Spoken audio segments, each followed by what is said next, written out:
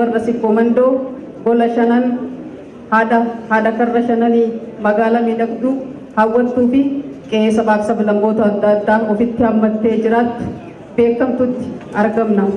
Dhugaadha sabdaneessa abdaneessa jennu kan hojiitti hiikamuu danda'a. እንኳን ለ17ኛው የኢትዮጵያ ብሔር ብሔረሰቦች ህዝቦች በዓል በሰላም አደረሳችሁ ለማለት እወዳለሁ። በመሃላችሁ ተገኝቼ ይህንን በዓል ሳከብር ከፍተኛ ደስታ ይሰማኛል። በድጋሚ እንኳን አደረሳችሁ፣ እንኳን አደረሰን። በዚህ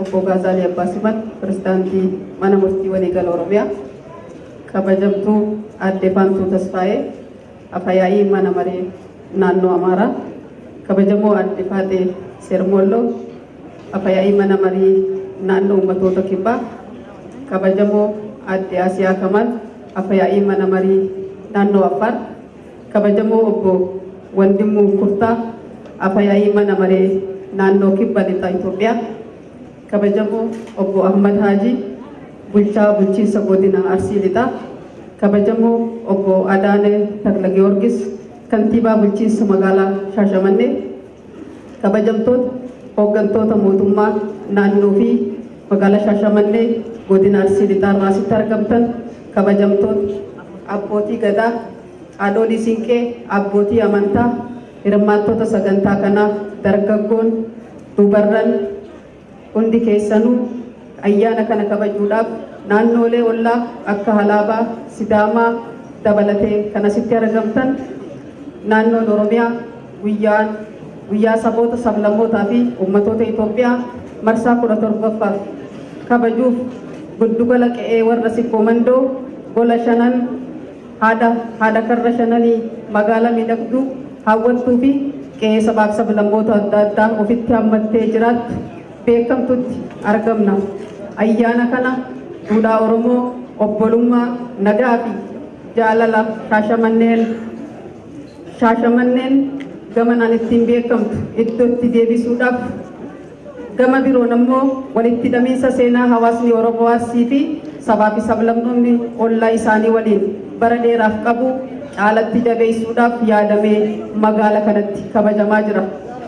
Ayyaanni kun waraana gaggeeffamaa ture karaa nagaan hiikuu waliigalteerra yeroo ittiin gahame jirutti kabajaa kan jirru yoo ta'u, gama biraan immoo rakkoo nageenya Oromiyaa keessa jiru hiikuuf mootummaan halkaniif guyyaa hojjechaa wayita jirutti kabajamuun isaa adda isa taasisa.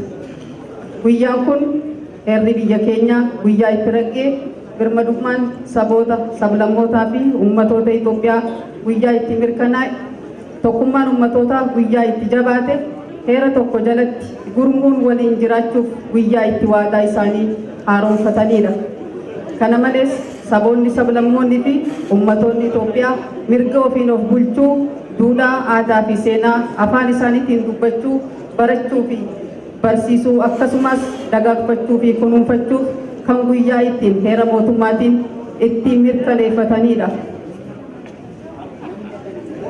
Guyyaan heera mootummaa ittiin raggee yaadachuudhaaf manni maree federeeshinii sadaasa 29 guyyaa saboota sablammootaa fi uummattoota Itoophiyaa ta'ee waggaa waggaan akka yaadatamuuf kan murteesse bara 1998 yommuu ta'u, bara 1999 irraa eegalee waggaa waggaadhaan naannoolee hunda keessatti kan yaadatamudha. Duudhaaleen heera keenyaa biyya guddaa heddummina keessummeessuudhaan waloodhaan waliin jiraachuun beekamu sabaa sablammoonni Itoophiyaas mirga biyyaalessaan jaalalaa fi kabaja biyyaa qabuun hedduu ta'ee miira tokkummaa fi yaadama waloo qabatee jiraatu, garaagarummaan bifaa, afaan, aadaa fi seenaa fi eenyummaa keenyaa akka sabaatti kabaja dhuunfaa keenya ta'ee biyyaaf ammoo miidhagina ta'uun madda diinagdee ta'ee hunda keenya keessatti obbolummaa dhugaa kan uumedha. Itoophiyaan Afrikaaf fakkeenya ta'uun koloneeffattoota Afrikaaf osoo harka hin kennin weerara qaalii abboonni keenya kafalaniin biyya sodaatamtuu fi kabajamtuu hundeessuun danda'ameera. Seenaa gurraachota addunyaa keessatti gootonni sabaa fi sablammoonni Itoophiyaa keessaa maddan tokkicha lubbuu isaanii qabsiisuudhaan aarsaa kafalanii nutis har'a warra kabajaa fi ulfinaan ta'ee mul'atee jira. Dhaloonni kun seenaa kaleessaa deebisee katabuun diinota guddina biyya keenyaa isaan yaaddeessuuf fuulduratti injifannoon dabalamaa galmeessuu irratti argama. Adda waraanaa hunda irratti dhiyaannee injifannoo arganneen mul'anni keenya akka kallacha barii ifee mul'ata. Ilaaluun yeroo ammaati kan dhugaadhaan federaalizimiin dhugaadhaan abdaneessa jennu kan hojiitti hiikamuu danda'e.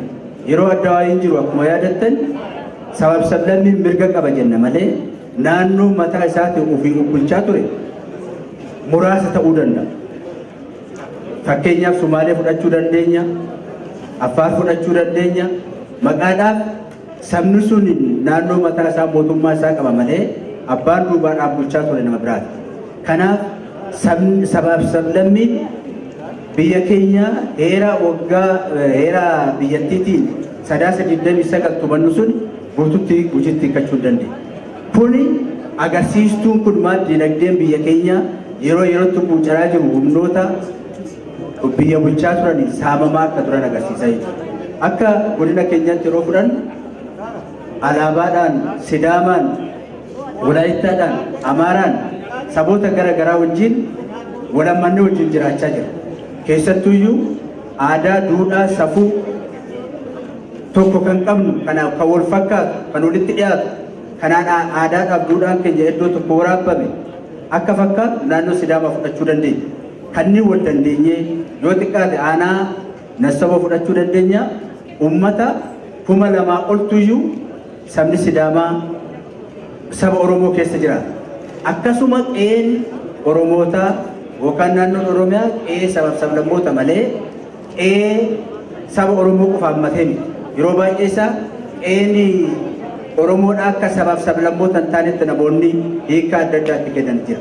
Kun duudhaa keenyarraa, safuu keenyarraa, abbootii keenyarraa kan dhaalle waan ta'eef hammachuun, guddifachuun, wajjin jiraachuun, rakkoo wajjin qoodachuun, bira dhaabbachuun, keenya gooneetti fayyadamuun, rakkoo waliin qoodachuu, wal duuka dhaabbachuun oolee bubbulee jira jechuudha. Kun fakkeenya guddaa waan ta'uu danda'udha. Godinuma keenya keessatti agarsiistuu adda addaati fudhachuu dandeenya. Kanaaf waliin jiraachuun keenya, waliin rakkoo qoodachuun keenya, wajjin uumamuun keenya midhaagina keenya malee rakkoo biraa kan taane hubanne keessattuyyuu ilaalama paartii badhaadhinaatiin abdaneessin baay'ee murteessaa. Afaan tokko saba tokko kan jedhu jiru. Afaan garaagaraa sabni garaagaraa midhaagina keenya ta'ee kan wajjin jiraannu akka ta'u akka ta'ee caalmatti ammoo jabina keenya midhaagina keenya dinagdee keenya guddina keenya ta'ee akka wajjin hojjechuu dandeenyu ergaa dabarsuu barbaada. Asumaan kabajamoo afayaa'iin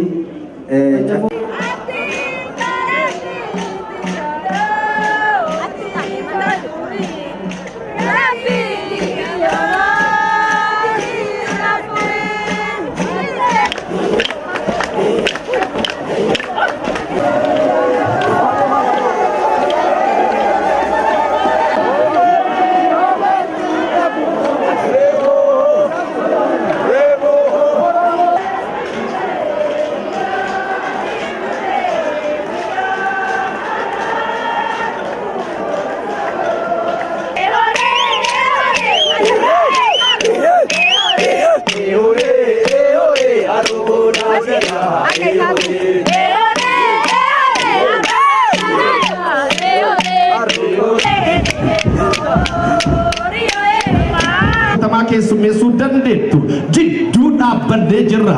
Baandiin biiftuu Oromiyaa inni dukkana keessa inna. Oromoo ama.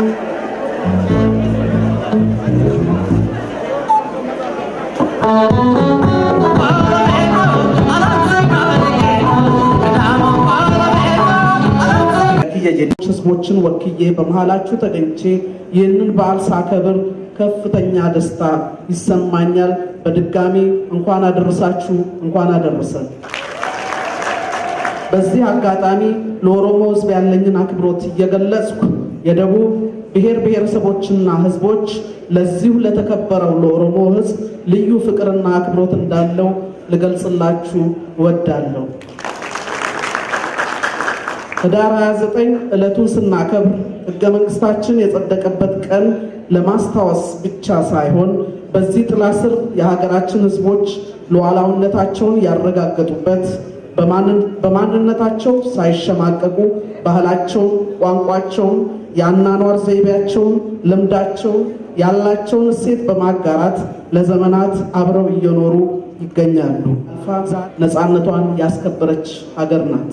በመሆኑም የተጀመሩ ጉዳዮችን ማለትም ሀገራችን የጀመረቻቸው አካታች ሀገራዊ ምክክር ውይይት ለብሔራዊ መግባባት ወሳኝ ሚና አለው።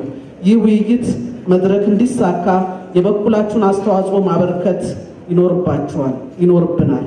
የተጀመረው ሰላም በማጽናት ረገድ ኃላፊነታችን እየተወጣን፣ ሌላኛው አስከፊው ገጽታችን ድህነትን ለማጥፋት ብልጽግናን እውን ለማድረግ ላባችንን አፍስሰን ተግተን በመስራት ህዝባችንን በሁሉም ተግባር ተጠቃሚ እንዲሆን በተለይ መንግስት በቅርብ ጊዜ ያስጀመረውን የልማት ትሩፋት ለማሳካት በጋራ መትጋት እንዳለብን እያሳሰብ በድጋሚ እንኳን አደረሳችሁ፣ እንኳን አደረሰን። ገለቶማ የጨፌ ኦሮሚያ አፈ ጉባኤ የተከበሩ ክቡር አቶ ጋዛላ አባ የኦሮሚያ ክልል ጠቅላይ ፍርድ ቤት ፕሬዝዳንት፣ የተከበሩ ወይዘሮ ፋጤ ሰርሞሎ የደቡብ ብሔር ብሔረሰብ ህዝቦች ምክር ቤት ዋና አፈ ጉባኤ፣ የተከበሩ ወይዘሮ አስያ ከማል የአፋር ብሔራዊ ክልላዊ ምክር ቤት ዋና አፈ ጉባኤ፣ የተከበሩ አቶ ወንድሙ ኩርታ የደቡብ ምዕራብ ክልል ምክር ቤት አፈ ጉባኤ፣ ክቡር ኤልያስ ኡማ የጨፌ ኦሮሚያ ምክትል አፈ ጉባኤ፣ የተከበሩ አህመድ ሀጂ የምዕራብ አርሲ ዞን ዋና አስተዳዳሪ፣ የተከበሩ አቶ አዳነ ተክለ ጊዮርጊስ የሻሸመኔ ከተማ ከንቲባ፣ የተከበራችሁ አባገዳዎች፣ አደ ስንቄዎች፣ የሻሸመኔና አካባቢው ናሪዎች፣ ክቡራትና ክቡራን፣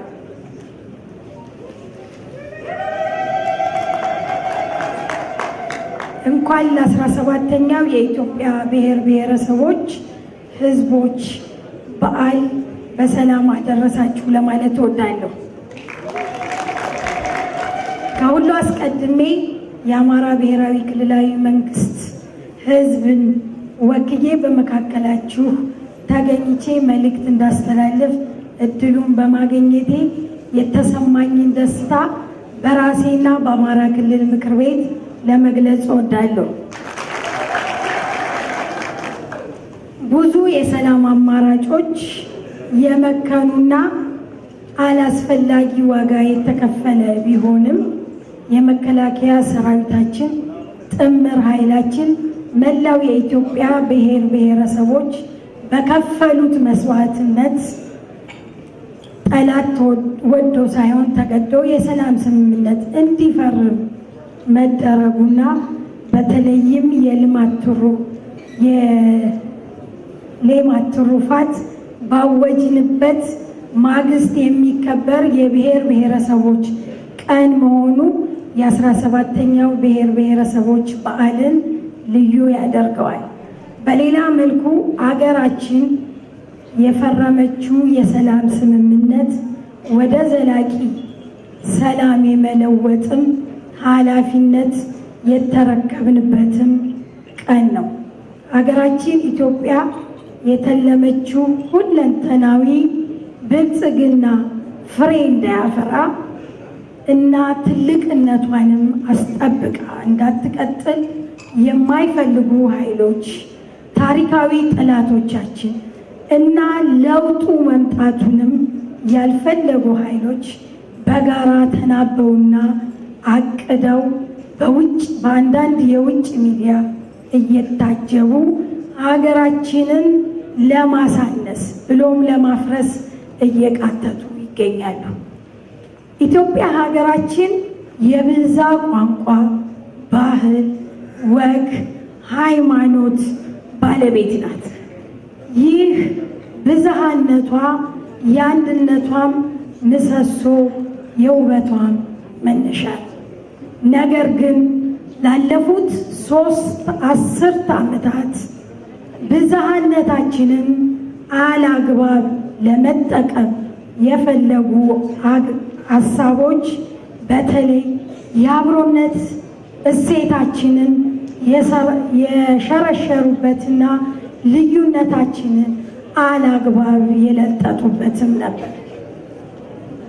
ሆኖም ግን የኢትዮጵያ ብሔር ብሔረሰቦች አንድ የሚያደርጋቸው ነገር ከሚያለያያቸው ስለሚበዛ ዛሬም የአባቶቻቸውን ታሪክ ደግመው ጠላቶቻቸውንም አንገት አስደፍተው ኢትዮጵያን ከፍ እያደረጓት ይገኛሉ። እኛም ዛሬ የዛሬው ትውልድ የራሳችንን አሻራ የምናስቀምጥበትን ወቅት ላይ ነን። ይህንን ባናደርግም አገራችን በልጆቿ ተባብራ ከፍ እንድትል አንጠራጠርም።